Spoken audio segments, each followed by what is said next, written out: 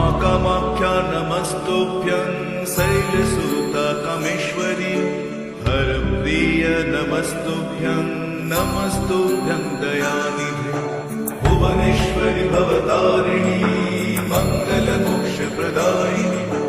कामनसिद्धकामेश्वरी शक्तिशैलसमन्विता नमो भगवते